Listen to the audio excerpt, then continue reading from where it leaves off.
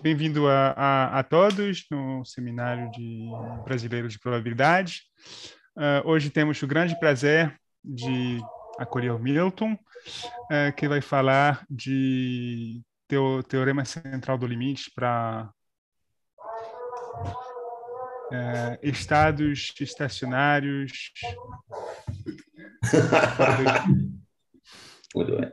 Maybe Milton. No, thank you, Milton. Yeah, I will switch to English. Sorry. Yeah. Okay. It was unnecessarily complicated. Thank you, Milton. Yeah. So thank you very much for the invitation.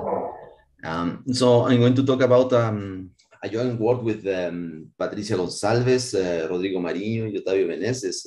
So this is part of the PhD thesis of Rodrigo Marinho in Lisbon. And the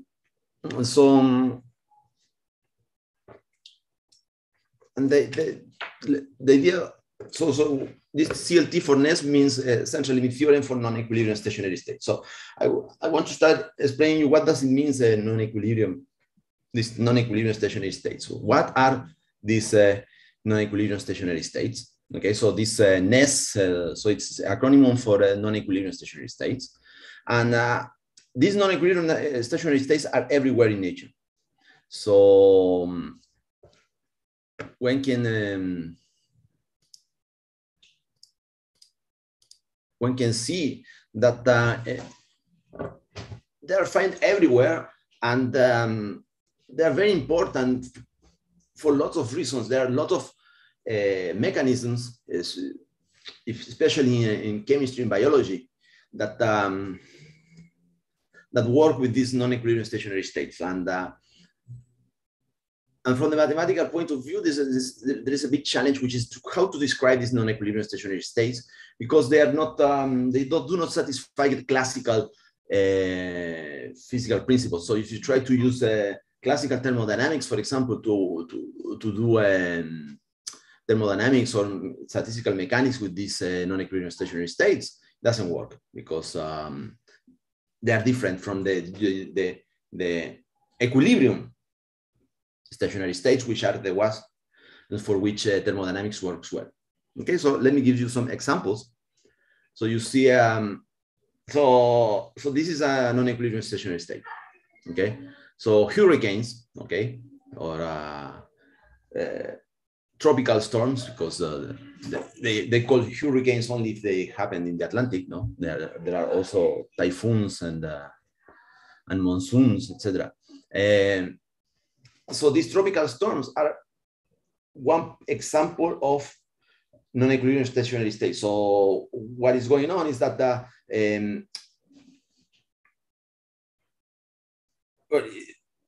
it doesn't look, but it is actually a stationary state. No? The hurricane has this very well-defined form. So there are this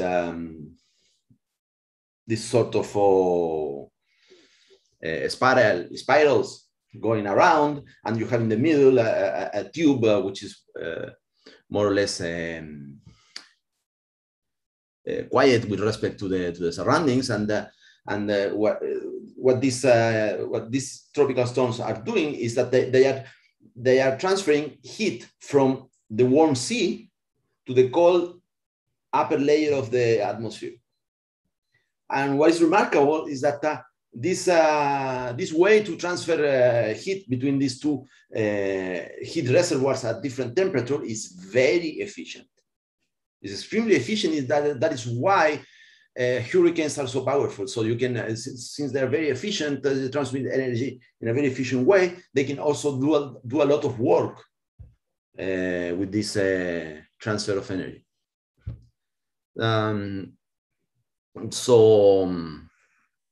Just a quick a quick fact that so when you want to use pictures on your presentations, it's always good to be rigorous about quoting. So you see that here I usually, so this CC here means Creative Commons. So you have, when you want to use pictures from the internet, is good if you take a little bit of time to verify that they are really licensed under Creative Commons, because in that way you can actually use it in your presentations in a completely legal way. And it's always important to quote the authors of the pictures. In this case, this picture is from the NASA Earth Observatory. Okay, so this is one example. There is another example, which is also very nice, which is the sun. So the sun is another non-equilibrium stationary state. So you have the space, which is cold, and then you have the nucleus of the sun, which is very hot. And what is going on there is that there is heat transfer between these two different heat reservoirs, and again, the heat is transferred in a non-stationary way. And so there are a lot of swirling and motion in the sun atmosphere. It's not something. It's not what we are used to. Okay, so it's different from other types of situations where you have something more simple. So it's a stationary state because it's constant in time, but it's not in equilibrium because actually the definition of what does it means to be non-equilibrium is that there are currents. So even though the system is in a stationary state, so it doesn't change with time, there are currents around.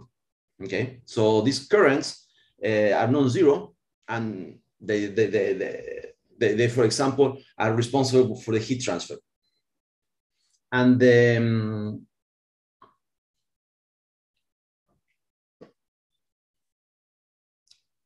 this is another example of a non-equilibrium stationary state. Of course, if you want to do math, you need to have mathematical examples, no? So let's look at one particular mathematical example. Okay, so which is the totally asymmetric simple exclusion process. So this is very simple interacting particle system. So what is going on here? So it's that, so let's take a circle, okay, a discrete circle with endpoints. So that I'm denoted by Zn. Okay, so it's the circle with endpoints. It's it can be modeled by the integers modulo n. Okay, so you put particles on this circle, and one possible way to construct this dynamics is the following. So you put independent exponential clocks on each one of the sides of this circle, and each time one of these guys rings. For example, if this guy here rings, so the guy which is alone, the particle which is there, it moves to the right. Okay, so it moves in this case so if we see it from above, this is counterclockwise direction, and the particle moves to the one position ahead if the side to which it's going to move is empty. If it's occupied, like in the second situation there, you don't move. Okay, so even though the clock on the side you're looking at rings, the particle doesn't move. Okay, so and the name exclusion comes from this restriction because it implies in particular that you always have at most one particle per side. So it's an exclusion. It satisfies the exclusion principle. And it's totally asymmetric because you only move in one, particles move only in one direction. Okay. So this description can be formalized into a Markov chain. So it's a continuous time Markov chain because we're talking about exponential clocks and independent clocks. Notice that when you look at the independent exponential clocks, you never have two clocks ringing at the same time because the exponential law is a continuous distribution. So two independent exponential are never exactly equal. And then, so everything is well defined, and you get a Markov chain that you can call, if you want, eta x of t. So the state space of this Markov chain is the space of binary sequences of length n, and with a topology that makes these sequences periodic. And And you can see that these dynamics conserve the number of particles. So it's a conserved dynamics in that sense. But aside from that, it's irreducible. So it means that on each one of the subsets of omega n, which is constant number of particles, this dynamics is actually irreducible. And you can check that the uniform measure on each one of these sets is the only invariant measure. Okay. So, and this is an example of non-equilibrium stationary state because, well, it's a Markov chain, irreducible Markov chain, and you can look at the stationary state. So this what we call the stationary state in physical terms. It corresponds in the realm of Markov chains to the invariant measure. Okay, so stationary state is just the invariant measure of the Markov chain, and this is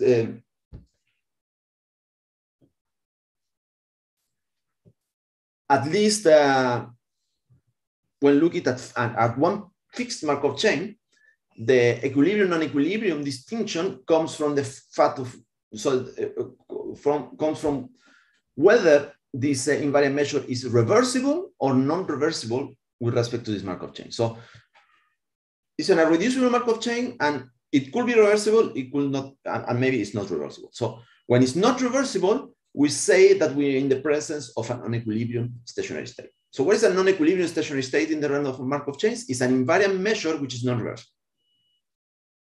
Okay, and you can see here in this example of TASEP that there is a non-zero current, no, because particles only move on one direction, so counterclockwise. So the current of particles is positive. Let's say, no, you define you choose one side to be the positive side, and then the current is positive. So it could be zero, non-zero, it could be positive, negative, but in principle it's positive. Okay, so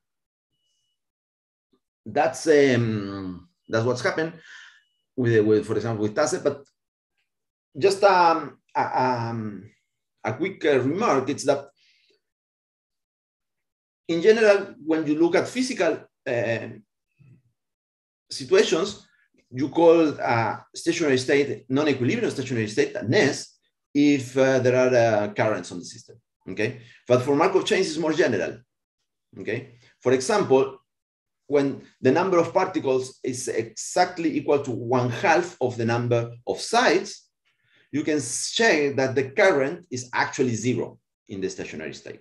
But this is still going to be a non-equilibrium stationary state because the measure is still non-reversible. Okay, so this is one example. And as I was telling you before, in the case of the hurricane, also in the case of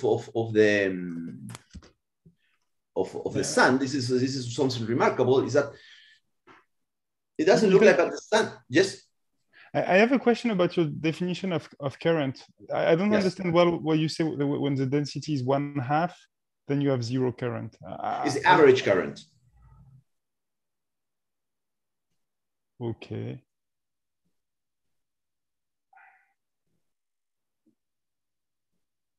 Yeah, I thought that the current would be 1. Oh, yes, you're right. No, yeah. Sorry about that. Yeah, the current is always positive. Of course, you're wrong going this way. Yeah. Okay, yeah, no, I just wanted to check that I had the right notion of current. No, it's okay. No, you're right. My mistake. So the current is always different from zero. Yeah.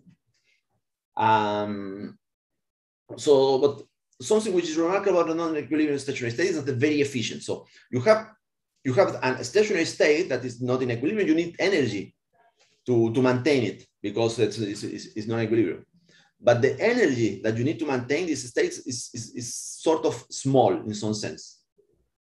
That's what I mean is efficient. So there are lots of, for example, that's why the sun is going to be burning for billions of years, and the temperature of the sun has been constant basically forever, no? So and this is something very, very remarkable about this stationary state. So in some sense, they are efficient. Yes. Can you make that precise? What you mean by efficient? And no, I cannot make it precise, but I'm going to give you an example of what I call efficient in this, from a mathematical point of view, and then we will see that so this is a very vague notion, okay, that these things are efficient, but there are some mathematical questions that you can ask which are related to the efficiency, okay. And then a second question, can you make also more precise the fact that if there is no current, then the stationary state is reversible?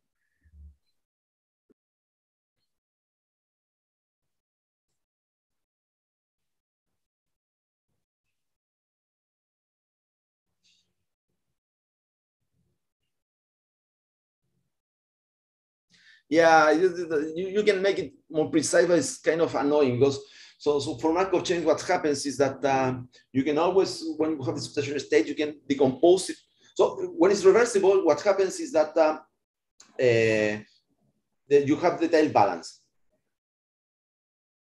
Okay, so it means that you can define a flow which is just so you can find a flow which kind of the trivial one. So when you have a stationary state, you can try to you can always decompose it in flows, which are loops on which you will satisfy that you get around that, and it's reversible if and only if all the loops have length 2. But it's not a notion that you really want to. I don't know if it's useful at least from what I wanted to say. So let me see. Okay, so as I was telling you, yeah, you're right. So here's the current Hubert. So it's the A of rho is rho 1 minus rho, and it's never equal to 0. Yeah. So it's non-zero current, so it's a NESS. It's a non-stationary state. Okay. So here you have this relation that the average current is a function of the average density, and it's a rho 1 minus rho. So one possible way on which you can try to understand what I meant by efficiency is that is looking at mixing times. Okay, so the idea is that mixing times of non-equilibrium stationary states are much faster, are much smaller than mixing times of equilibrium stationary states. So the conjecture is that if you look at PASEP, the mixing time it's of order n to the 3/2 times a logarithmic correction that I don't want to really bother you with the logarithmic correction. And the point is that it is known, actually, it's a series of results that ended with a very beautiful work of Hubert, that the mixing time for the symmetric exclusion process, so on which you can actually, instead of jumping only to one direction, you can jump to both directions in these particle systems, is of order n to the square. And this is, and you just make it totally asymmetric or just asymmetric, and immediately you get a mixing which is much faster. Okay, it's 3/2. So this is one possible. So you see, you make a small change on your dynamics that doesn't really cost. It doesn't cost you anything basically, and the mixing is much faster. Okay, so this is a conjecture, and it's something that passes me a lot because this is an open problem. Okay, to prove that the mixing time of these asymmetric interacting particle systems is of order strictly smaller than n squared. This is an open problem. There is a recent result by Dominic Schmidt that proved this in the case of the interval, okay, which is it's slightly different, but it's nice because it's at least one non-equilibrium stationary state on which you can prove that the mixing time is much more. Okay, so that's one possible way on which you can rephrase this fact. Okay, so now let me talk about driven diffusive systems. Okay, so this is another example of non-equilibrium stationary states. In some sense, the examples, the tropical storms are the driven diffusive systems, because that's what happens when you have a temperature gradients, and what is in the middle, it obeys a diffusive equation, like in this case, the Navier-Stokes equation.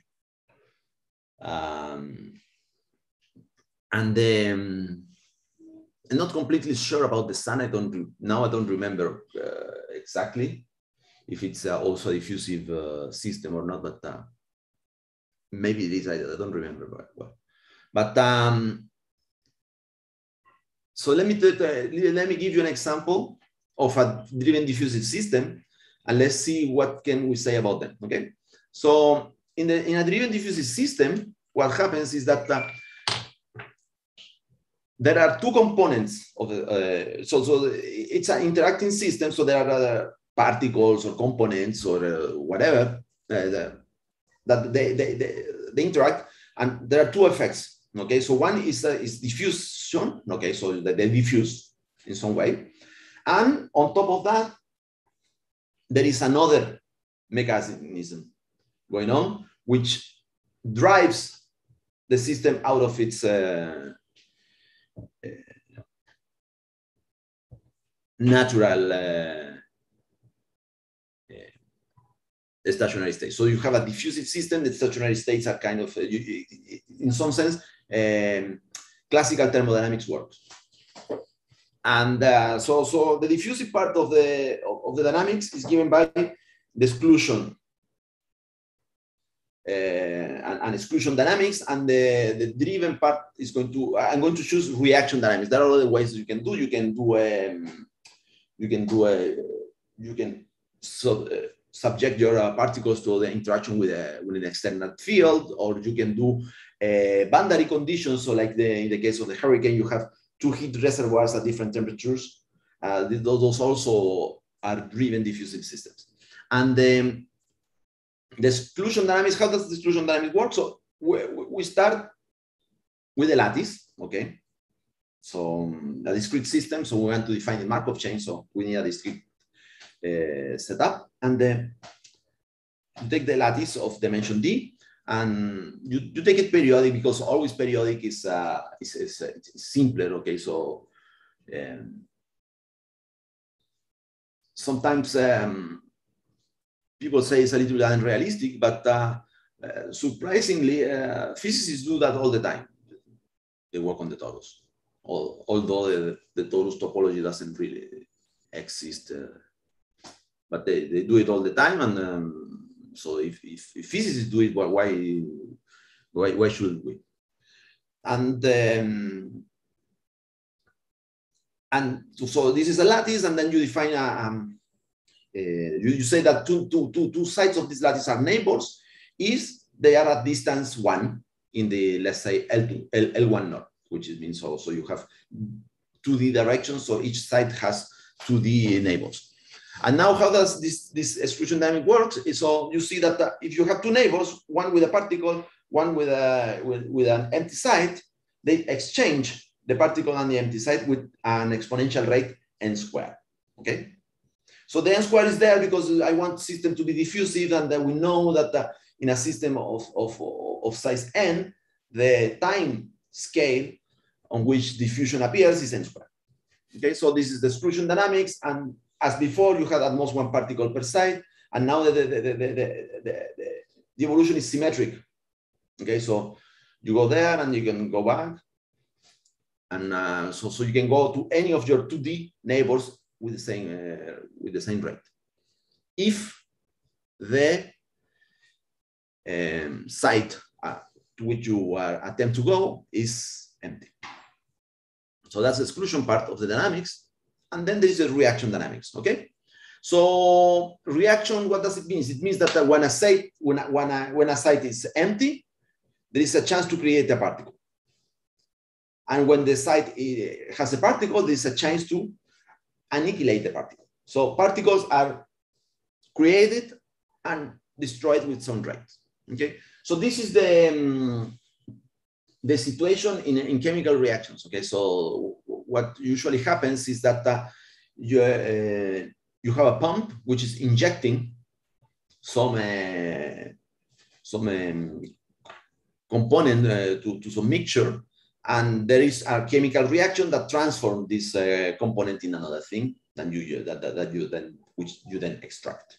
Okay, so that's the reaction dynamics. So what we see in what these particles model here are these intermediate states of this reaction dynamics. And so here actually one could take any local rate. So local means that it depends only on what you see at your surroundings. So but here we have to choose something, and so we chose these rates here. Okay, so particles are created with rate A plus lambda divided by 2D times the sum of your neighbors. So this is so you know that now that we are in these pandemics,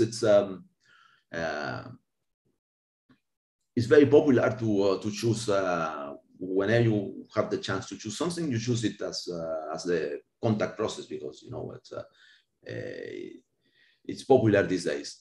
And so these rates here correspond to a contact process with immigration. Okay, so the number A represents the immigration. So it means that so you imagine that the occupied sites are infected people, and they go and infect their neighbors with rate lambda divided by 2D. It doesn't really matter, divided by 2D, so it's also you have it normalized. And then you can be infected with rate A by an external source. So that's what I call immigration. And then you get recovered with rate 1 minus A. Okay, I could call it B, but it doesn't really matter. It's just there are some freedom on the parameters, but not really important. So this is the contact process with immigration. And what is nice about this rate is that now only with the exclusion dynamics, this Markov chain on the periodic lattice is not irreducible because the number of particles is conserved. But with this reaction dynamics, now the number of particles is not conserved, and what you can check is that now you have an irreducible Markov chain. Okay, so and we want to have an irreducible Markov chain because we want to study the stationary states of this Markov chain. Okay, so we're taking A as a number strictly between 0 and 1, and lambda it could be a number strictly bigger than minus A. It could be negative. The model is still well defined if lambda is negative. The condition is lambda strictly bigger than minus A, and in that case, the model is irreducible. Okay, so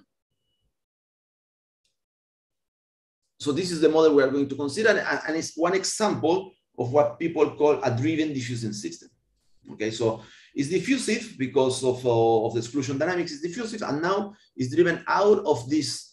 So the exclusion process has nice stationary states which are in equilibrium, okay, in the sense that there are no currents, but they are reversible. Okay, that's the definition. Let's say we are adopting here for equilibrium or numerical equilibrium, reversibility of the Markov of the measure, an invariant measure of the Markov chain. And these rates here destroy this equilibrium, because now we see, you can check that whenever lambda is different from 0, the invariant measure of this irreducible Markov chain is not reversible.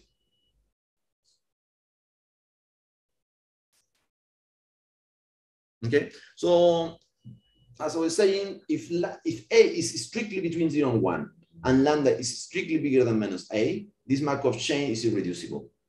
Therefore, it has a unique stationary state, which is reversible if and only if lambda is equal to 0. Okay, so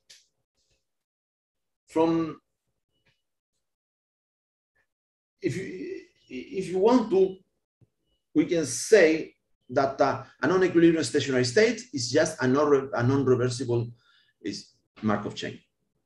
Okay, so it's actually the stationary state of a non-reversible Markov chain. That's one possible definition in terms of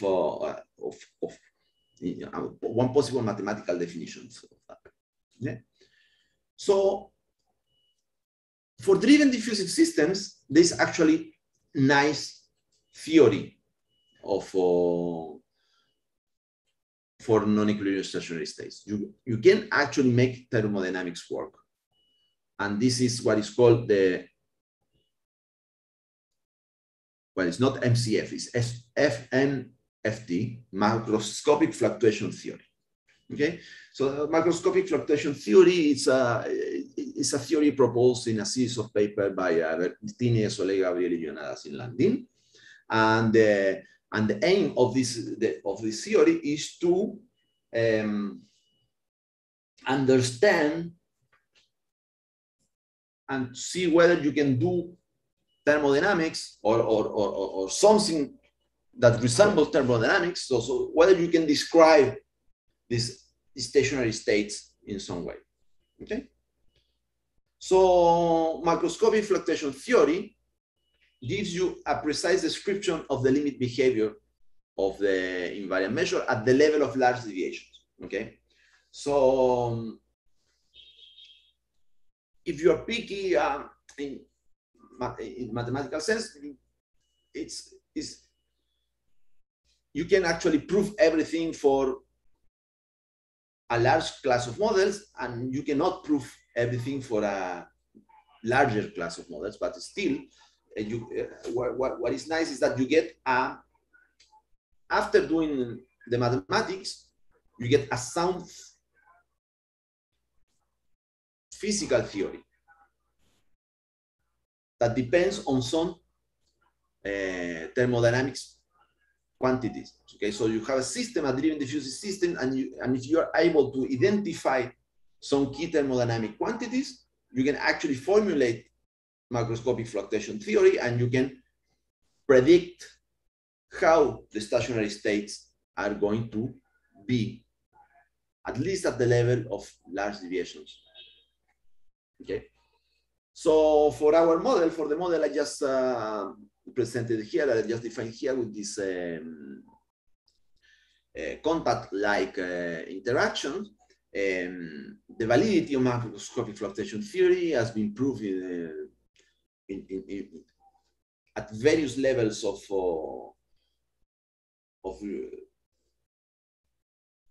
rigorosity, let's say, or maybe has been incrementally improved along the years in a series of papers. So some of them I just wanted to highlight are the Jonas Lassila and Invares, which were the first ones that proves these large deviations principles for this model. Then the Bodino-Lagouche also have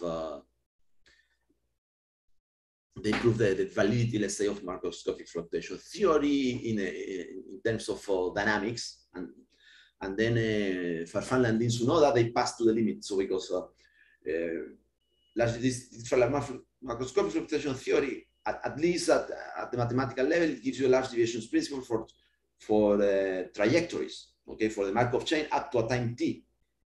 But if you want to look at the stationary state, you have to send t to infinity, and there is an exchange of limits there, which is actually technically very challenging. And that was finally done by Farfán, Landin, and so on. So for this particular class of non-equilibrium stationary states, the class of driven diffusive systems, we have a theory. We have macroscopic fluctuation theory that allows us to describe the stationary states. And a natural mathematical question is whether this conjecture or heuristic or phenomenological, let's say phenomenological, because it really at the physics level, it depends on some key thermodynamic quantities that in principle you can compute. this phenomenological description, whether this phenomenological description is correct or not. Okay, and that's a challenge, and this has been done at the level of clarification. So just to make things slightly more precise, so let me make some definitions. Okay, so let me define the empirical density of particles, which is this measured by n, which is defined by this formula I present there by duality. So if you take a continuous function f on the torus, and then you define pi n of f like this, by duality, this defines a measure. And this measure is called the empirical measure or empirical density of particles. So how is it obtained? Is it obtained at each side where you have a particle, you put mass 1 over n. And then you normalize by 1 over n to shrink our periodic torus into something that you can embed in the continuous torus. You do that, and then you obtain a measure on the continuous torus. And this measure is called the empirical measure. Okay, so there is some function f of rho, which is the reaction rate. Okay, and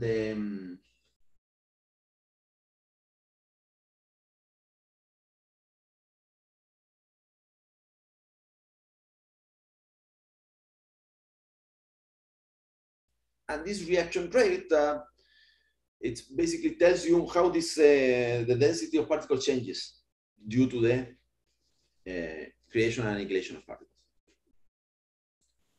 And let me call rho star the zero of f in 0, 1. So for this model, f has only 1, 0. When you have more than 1, 0 on the interval 0, 1, so there's one more critical density. So the zeros of R are called critical densities. So when you have more than one critical density, things can be more complicated.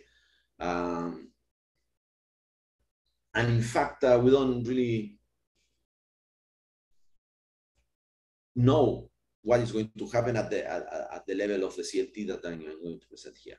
But if you have, we need to assume that for the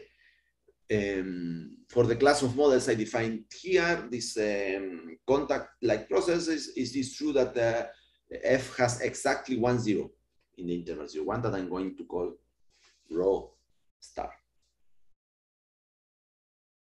Okay, so our first theorem is a sort of law of large numbers for the empirical measure. Okay, so and there should be rho star there, okay, instead of rho. So what is the idea? The idea is that actually the stationary state has density rho star. Why? Because it's so I think I didn't. Let me see if I wrote. I think I didn't do it. No, yeah. So I didn't write the hydrodynamic equation because I don't really want to bother you with so much technical details. But there is this reaction diffusion equation, which is the hydrodynamic limit of this model, and it turns out that rho star is the only stationary solution of that.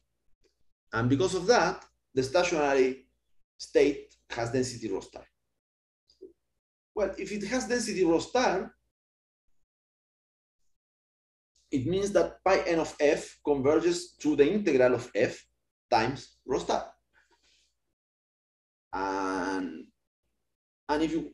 we are able to quantify that. Okay, so we're able to actually bound let's say this is not exactly the variance, right? Because rho times the mean of f is not exactly the expectation of pi n of f, but it's certainly smaller than the variance is smaller than this. Okay, so it's a sort of weak law of large numbers, right? So maybe a very short question to check that there is something that okay, in dimension 2 you have no infinity norm of f appearing, but this is a typo, right? Yeah, it's a type, of course. Yes. Okay, okay. Yeah, I wanted to check that there was nothing special that I was missing there. Okay. And then, yeah, yes, typo, yes. And so this gives you the speed. Okay, so at least a bound on the speed at which this thing converges to the stationary state. Okay.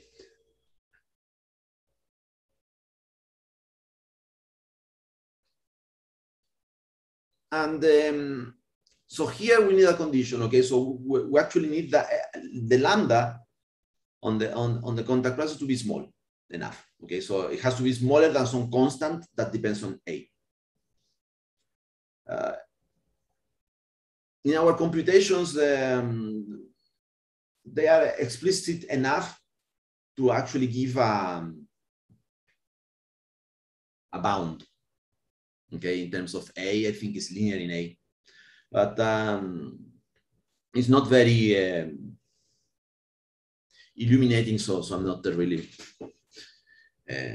pushing too much into that direction. But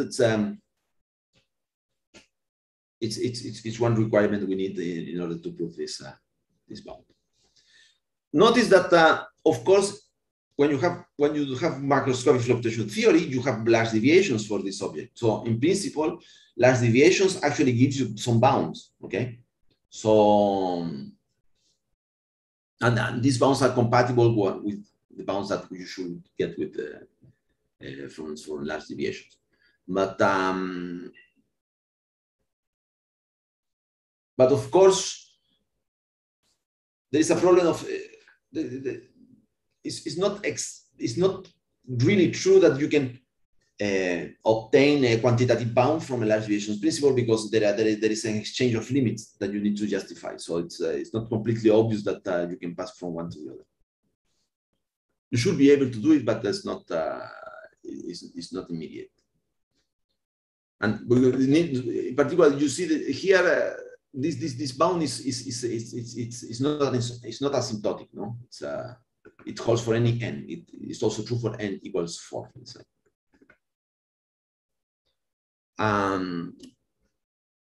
So now finally, I can talk a little bit about CLT. So, okay, so the stationary states satisfy log-Flash numbers because the density of particles is prescribed by this condition about the critical density. So you define. So it turns out that that was kind of surprising. The CLT for non-equilibrium stationary states is a basically open problem. Okay, so there's not much in the literature, because unless you have, for some magical reason, exact description of the non-equilibrium stationary state, you're not really able to look at the CLT and the central limit theorem. So it's basically an open problem. So if you want to talk about central limit theorem, you need to define what is called the density fluctuation field. So it's this function xn of f, which is basically, so this is, as I was telling you, so the empirical measure converts to the critical density rho, and then you define this field here, which is the fluctuation field. So it's like let's conjecture that you do have a CLT, and then this object here is what it should converge to something in the limit. And this defines this process xn by duality. Okay, so you say, I'm saying how this process object xn acts on functions, on test functions. So let's take now C infinity functions, and that gives me a distribution. You cannot get rid of the distributions because white noise has the bad taste to be a distribution.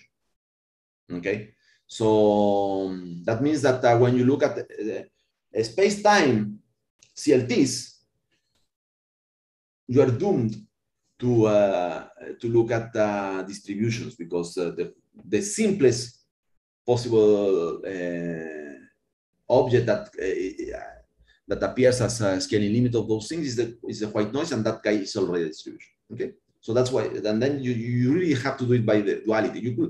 You could survive when you look at the empirical measure, since it's a measure, you can survive without duality. No? Duality is just let's say convenient way to define a measure, but it's not essential. But here it is essential because xn is going to be a distribution. So our theorem, so this is what we can prove, is that with respect to the stationary state, this random distribution xn converges to a Gaussian process x. So I'm calling it process because it's a spatial process. Okay, so it has a spatial dependence. And this is true for dimension d smaller or equal than 3 and lambda small enough. The lambda small enough comes from the previous part, no, that our quantitative large numbers holds also for lambda small enough. And this process x can be described. I don't want to describe it explicitly because it's okay. It's a Gaussian process. So if you give the covariance, that will describe it, and then the covariance, well, you can write a sort of meaningless expression for it. But I think it's better to say that the process S can be constructed as a sum of two guys which are popular Gaussian processes. Okay, so it's the sum of two independent Gaussian processes. One is just white noise with some variance that depends on the diffusive part of the model, and a massive Gaussian free field. Okay, so it's a Gaussian free field with mass, which comes from the reaction part of the dynamics. Okay. So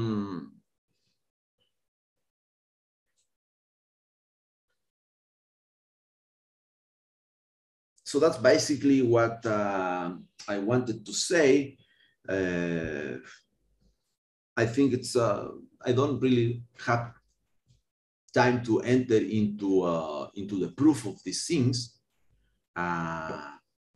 Maybe I can do a little bit of advertisement, because in a few weeks I'm going to give a mini course on this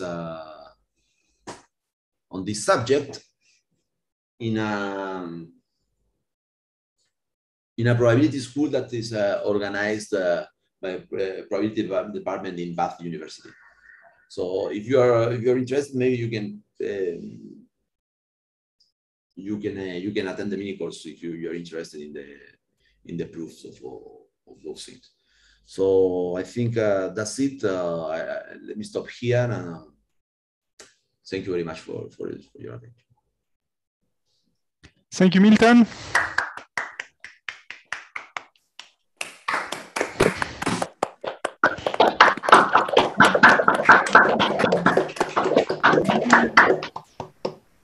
Okay, so I think okay, maybe if you have a question, you can unmic yourself and ask the question, because I can't see everybody in the audience. I have a question. Okay. Milton.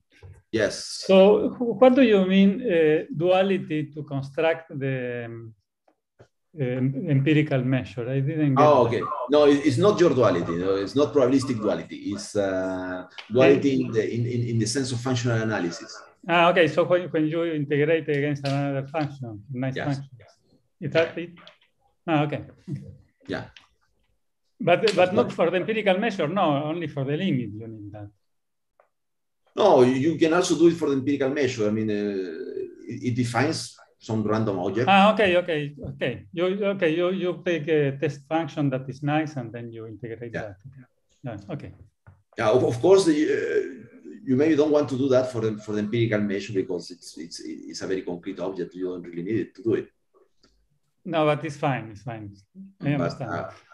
But then for the fluctuations, you're obliged to do it, because the limit is a distribution. Okay, so can you say a word about the Gaussian free field that comes from the reaction part, or it's complicated? No, well, I mean, it's a Gaussian. If you know the so it's a Gaussian process, so it's determined by the covariance, no? Yes, yes. And then the covariance is just the Green's function of the killed or the Brownian motion, which is killed with some exponential rate. Okay, I have to think about. Okay, thank you. So that's the massive Gaussian free field. So the non-massive is the one that you get when with the Green's function of the Brownian motion. But then that's only that. But this is what people call the massless. Yes, yes. Okay, okay, I understand. And then the massive is just you kill the Brownian motion with some exponential rate. Okay. Thank you. Do we have other questions? Yeah. Yes, I have. Milton, can you go back to your first theorem, the previous one? Okay. So let me. Your theorem, yeah. So which one? This one? This one. The expectation of the empirical measure is why is the integral of f? Is that right? The expectation no, of it's not. So, but you should shouldn't you have the mean of the Yeah, of course. So what I'm this estimate in particular implies that the expectation of the guy is close to rho times f, no? But it's not missing like the density of the stationary state of the. In this case, in this reaction diffusion model, the density of the stationary state is constant in space. And this constant is not missing. I would expect that in this estimate, like the empirical measure minus this integral times the constant is rho. Okay, the constant is rho. Okay, sorry. Now I see. Sorry. Thanks, Milton. Okay. So Claudio has a question. I managed to see the hands raising now. Okay, so so you expect this measure to be locally close to a product measure with density rho star, right? So yeah. So my question is, okay, can you consider why it's the problem in the case in which you have two minima?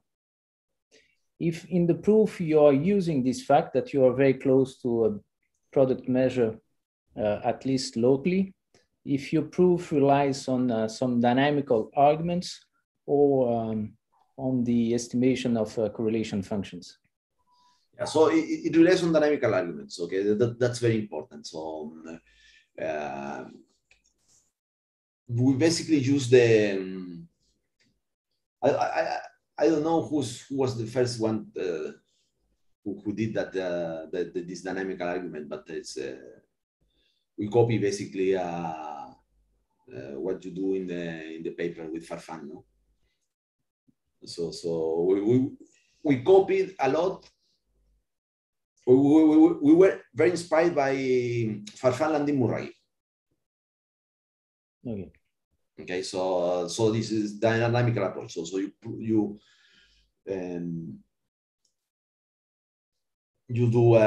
prove something for time t very large, and then you send t to infinity, and you prove that you can exchange the limits. There is something more delicate here because at the level of fluctuations, it's not so easy to exchange the limits. At the level of when you prove when you already have prove the large deviations principle, there are some let's say arguments, just analytical arguments that allows you to exchange the limits. But here we don't have that, so you have to work harder to do that. But yes, that's the argument. And we use that you are close to a product measure. You're not very close to product measure because actually the Gaussian process that you obtain in the limit is not absolutely continuous with respect to white noise. So it's not true that you are close to product measure in the limit, but we use that you are kind of close, not too far from product measure, and it's true that that's tells you that we cannot treat the case with two minima. Yeah, so what's the problem there?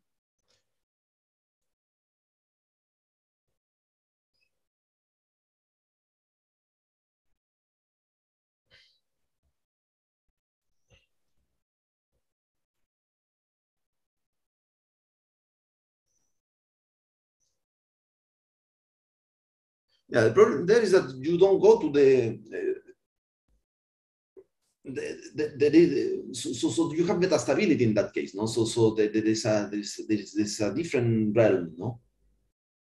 So the measures are going to be different. No. There I would start from a product measure with the correct density. That's initial. Yeah, okay. Yeah, so that, okay, so the current proof that we have, the one which is written down in Rodrigo's PhD thesis, requires lambda small enough. I think, so now we are working on lifting that condition.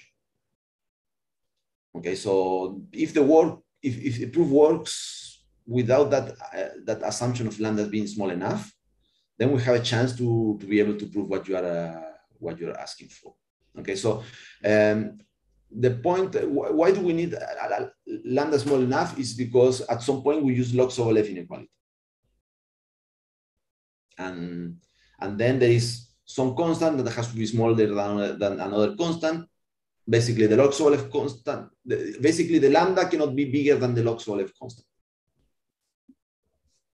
And that's why lambda has to be small enough. So now I think we're working on lifting that condition. So which means if we don't use the log of F inequality, then we can treat any lambda. And if we can treat any lambda, then we have at least a path to treat the case that you are. Perfect. Thanks. Very nice talk. So I have a last question. So in the limit, you have a massive free field that appears. So it kind of indicates that you have, okay, on the scale n, you have some decay of correlation, but on the other hand, you are on a compact space. So I don't know. First, how does the mass that appears relates to the parameters of the problem? Why is it massive? Yeah, it's basically F prime of rho. It's basically that. Okay. Okay, so you have this function f, and what happens is that around this density, the dynamics somehow linearizes. Mm-hmm. So it's at least in some average sense just a global dynamics at the correct temperature.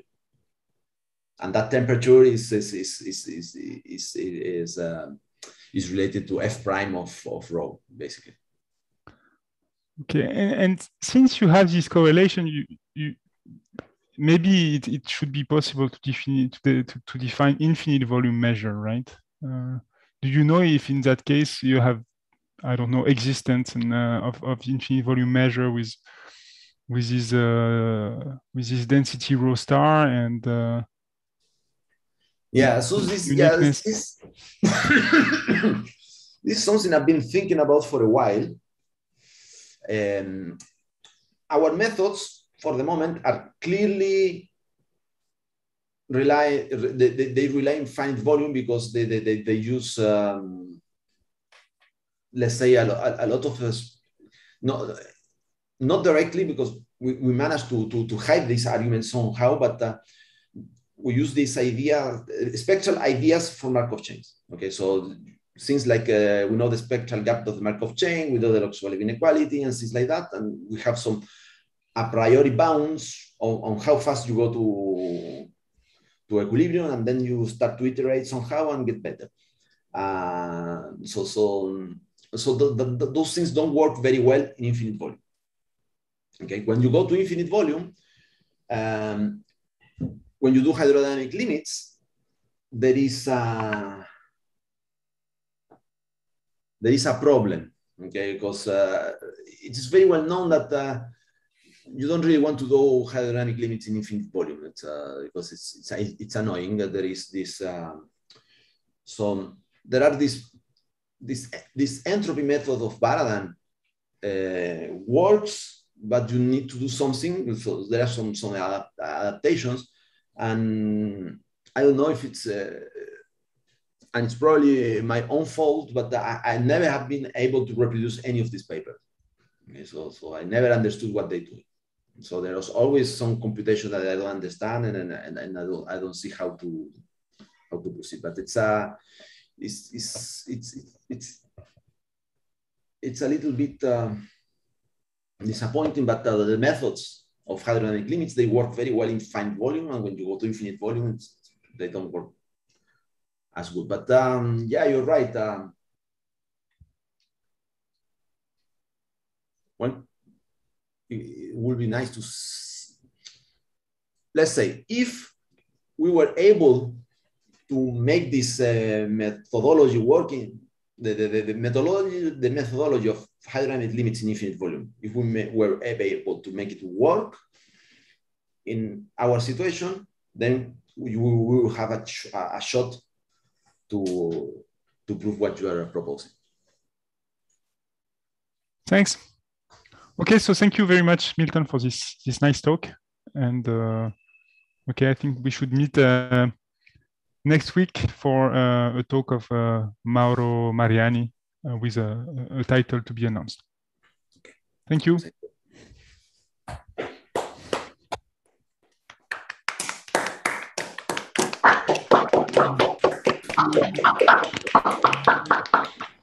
you.